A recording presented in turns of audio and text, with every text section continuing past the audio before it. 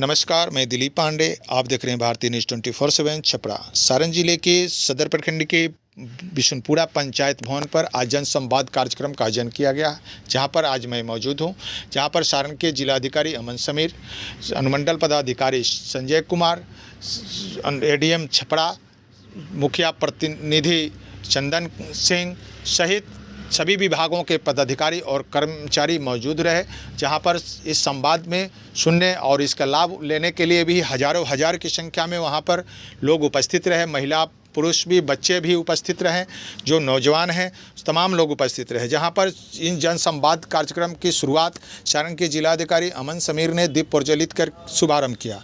इस शुभारम्भ के बाद सारे पदाधिकारियों ने परिवहन विभाग, श्रम संसाधन विभाग, भूमि विवाद, ये तमाम विभागों के पदाधिकारी अपने अपने विभाग के तमाम कार्यों की उपलब्धि और इससे होने वाले लाभ के बारे में लोगों को संबोधित किया और बताया, और उन लोगों को यह भी कहे कि आप इस योजना और इस कार्य की आपने लाभ लें। जैसे राशन कार्ड संबंधित, भूमि विवाद संबंधित, परिवहन विभाग संबंधित तमाम तरह की योजनाओं को बारे में लोगों ने पदाधिकारियों के द्वारा बताया गया और इससे लाभ लेने के लिए जागरूक भी की गई।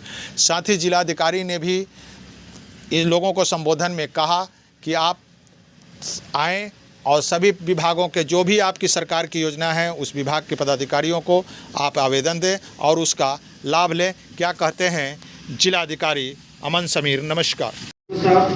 उपस्थित प्रशासनिक पदाधिकारी, मीडिया के बंधु, उपस्थित सम्मानित जनता,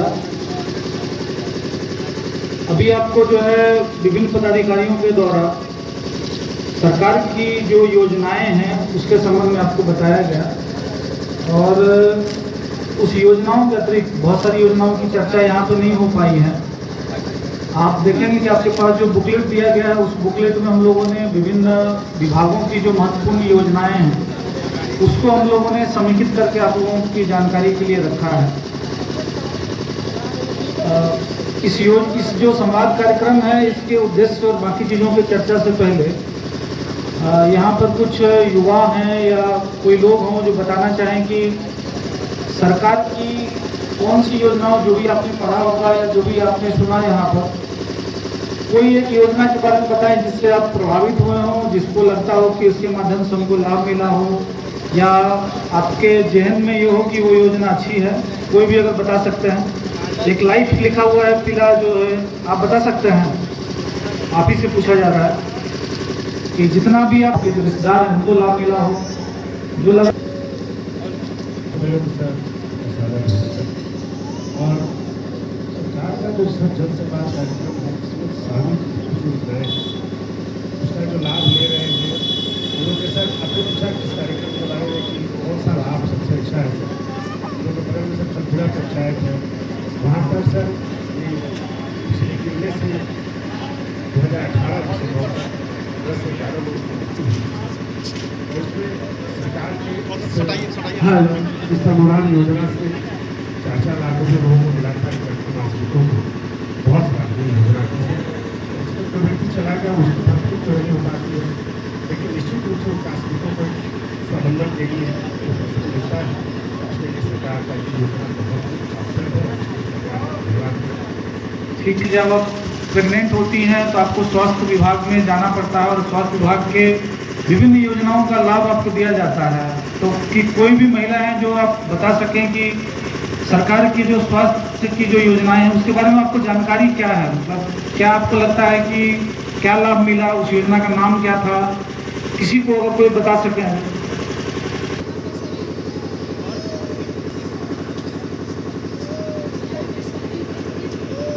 आपके कितने बच्चे हैं वो पूछ रहे हैं, कितने बच्चे हैं आपके? हाँ 4 बच्चे हैं। तो आपका जो है हॉस्पिटल से तो वास्ता पड़ा ही होगा।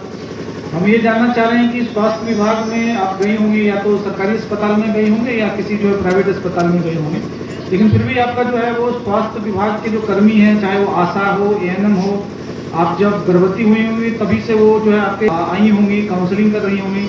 कोई भी एक सरकार का योजना जो स्वास्थ्य विभाग का जो लाभ आपको मिला हो या आपको जानकारी लाभ नहीं भी मिला हो, लेकिन आपको स्वास्थ्य विभाग की योजना की जानकारी उसके संबंध में बता सकते हैं।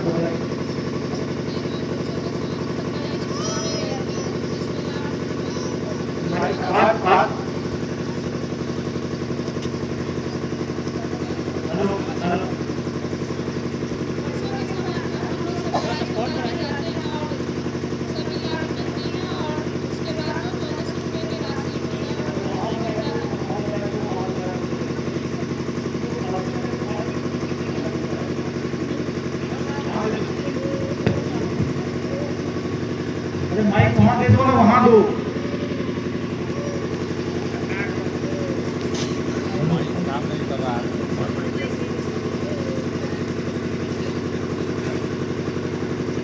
हाँ बोलिए ना, कोई दिक्कत नहीं है।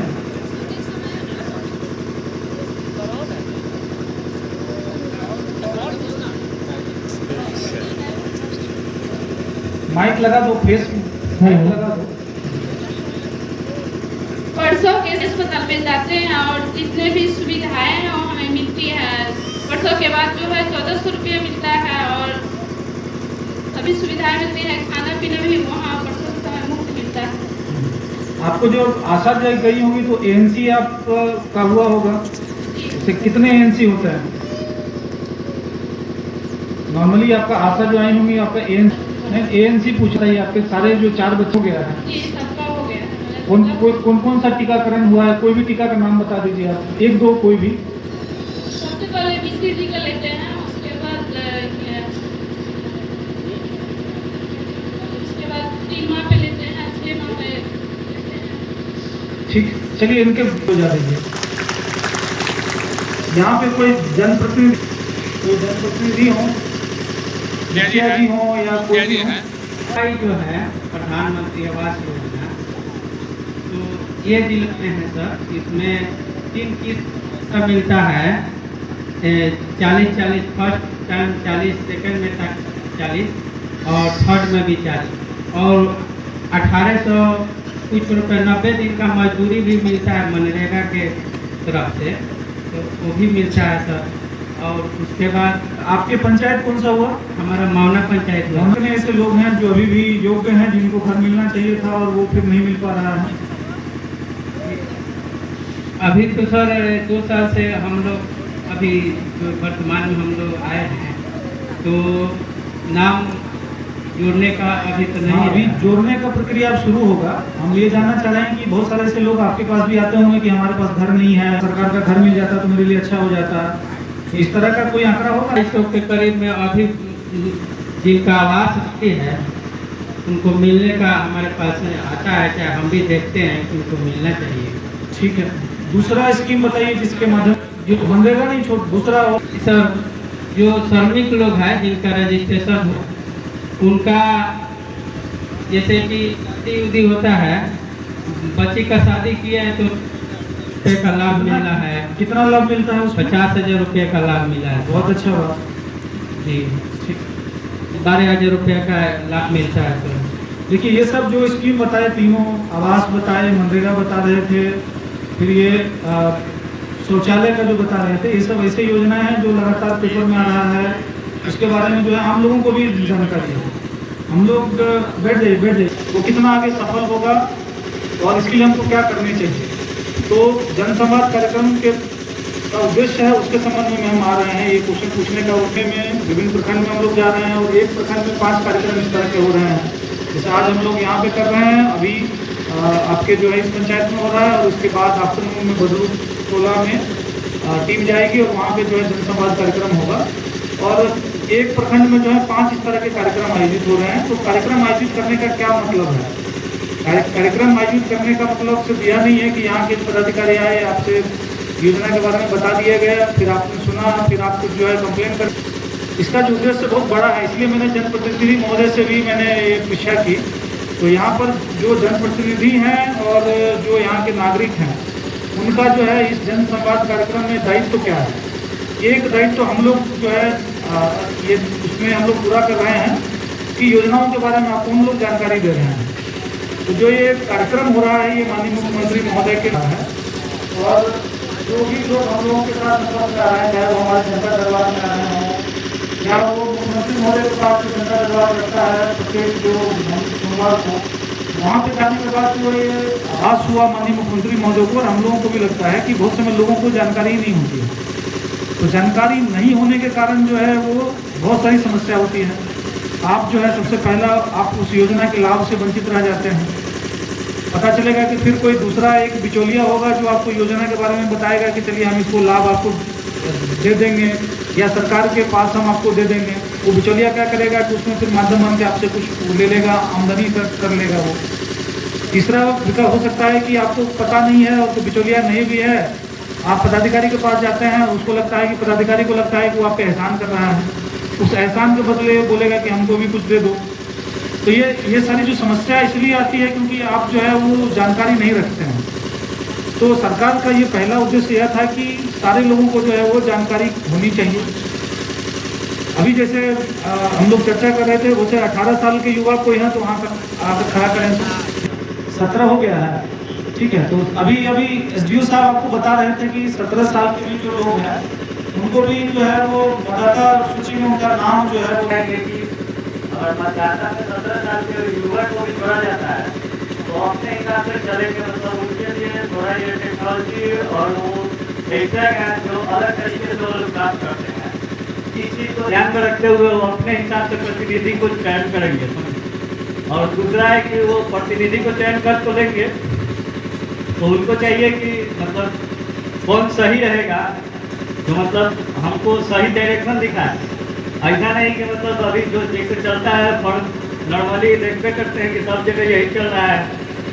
मीडिएटर रहता है जो बोलेगा कि हम मतलब ये करवा देंगे वो करवा देंगे, या फिर आप जो अभी बात बताएं हम लोग को कि जो कोई सा भी स्कीम आता है तो स्कीम के लिए बीच वाला जो होता है तो वो बताता है, और जो युवा रहता है तो युवा के बारे में जानकारी हर स्कीम के बारे में होता है, लेकिन वो कुछ कर नहीं पाता है। वो सिर्फ जैसे आप तो 17 साल के हो गए हैं, आपको अगर मतदाता सूची में अपना नाम जोड़ना हो तो क्या करेंगे?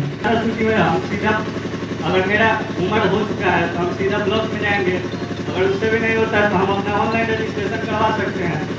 उसके बाद ऑनलाइन के बारे में कोई ऐप वगैरह के बारे में पता हो तो बताइए। फोन यूज़ करते होंगे, एंड्रॉइड आप? जी एंड्रॉइड यूज़ करते हैं? साइट है अपना, सरकारी साइट है जिससे हम लोग अपना वो कर सकते हैं, साइट पे जा सकते हैं, लॉगिन रजिस्ट्रेशन करके। ठीक, क्या नाम हुआ आपका? ऋषिराज राठौड़। ऋषिराज राठौड़, इनके लिए भी एक ताली बजा दीजिए, इनको कम से कम जानकारी है। ठीक है, तो कहने का तात्पर्य हो जाएगा ऑटोमेटिक हो जाएगा, मतदाता सूची में वो आ जाएगा। बता दें जिस वक्त साइट तो बताए ही, अच्छा जो एंड्रॉइड ऐप है वोटर हेल्पलाइन ऐप बोलते हैं, VHA ऐप बोलते हैं। आप प्ले स्टोर पर जाएंगे तो मेरा कहने का उद्देश्य जो है यह पहला ये है कि अगर आपको जानकारी होगी तो आप बहुत ज़्यादा सशक्त रहेंगे। आपको जो है वो आधा से ज़्यादा काम में आपको किसी बिचौलिए को या किसी पदाधिकारी को टोकने की आवश्यकता नहीं पड़ेगी। ये ज़माना जो है अब वो 1980, 1990, 2000 का नहीं है कि आपको जो है हर काम के लिए जो है आपको जो है पदाधिकारी के पास जाने की। टेक्नोलॉजी का ज़माना है और टेक्नोलॉजी के ज़माने में जनता जो है अपने घर बैठे अपने अधिकार को प्राप्त करने के लिए आवेदन कर सकती है, उसका फॉलोअप कर सकती है। लेकिन आपको अगर पता ही नहीं रहे तो फिर अब जाके वही बिचौलिए के चक्कर में, वही पदाधिकारी के चक्कर में जाएगा। अभी हम लोगों का इशू आता है, हमारे पास गांव के कुछ लोग आते हैं, वो कहते हैं कि हमारा गैर जाति प्रमाण पत्र बनवाने वो बनवा नहीं रहा है। जाति प्रमाण पत्र के लिए आपको जो है आप देखेंगे कि साइबर कैफे से अप्लाई हो जा रहा है, लोग जो है अपने मोबाइल ऐप से अप्लाई कर दे रहे हैं। और जो जाति प्रमाण पत्र या आय प्रमाण पत्र, आवास प्रमाण पत्र बनता है वो सरकार के द्वारा उसमें समय निर्धारित है कि आपको इतने समय में ही बना के देना है, उसके अगर बियॉन्ड जाएगा ऑटोमेटिकली वो अप्रूव हो जाएगा। अब पता चलता है कि लोगों को जानकारी नहीं है तो फिर वो नीचे उसी चक्कर में पड़े रहते हैं। तो सरकार का यह मंशा है इस कार्यक्रम के माध्यम से कि लोगों के बीच जाके सरकार की योजनाओं के बारे में आपको जानकारी दी जाए। अभी पदाधिकारियों के द्वारा जानकारी दी गई है, वो बुकलेट के माध्यम से आपको जानकारी दी गई है। बहुत सारे लोग यहाँ पे फ़ोन यूज़ करते हैं, यहाँ माताएं बहनें भी फ़ोन यूज़ करती हैं, हमारे युवा तो फ़ोन यूज़ करते ही हैं, साथ साथ जो जनप्रतिनिधि हैं वो भी फ़ोन यूज़ करते, तो सभी चीज़ों के बारे में जानकारी प्राप्त हो जाएगी। आजकल कोई भी ऐसा इन्फॉर्मेशन नहीं है आपके पास नहीं है, तो आपको सिर्फ जो है थोड़ा मेहनत करने की आवश्यकता है। और आप गूगल पे सर्च कर लें, सरकार की जो वेबसाइट है वहाँ पे जाकर सर्च करेंगे तो आपको पता चल जाएगा। तो मेरा पहला अनुरोध यह है, उनके बारे में आपको जानकारी होनी चाहिए और उसके बारे में थोड़ा सा आप प्रयास करें। और हमेशा हम लोग कहते हैं कि जितना सशक्त आप होंगे सरकार उतना ही सशक्त होगा।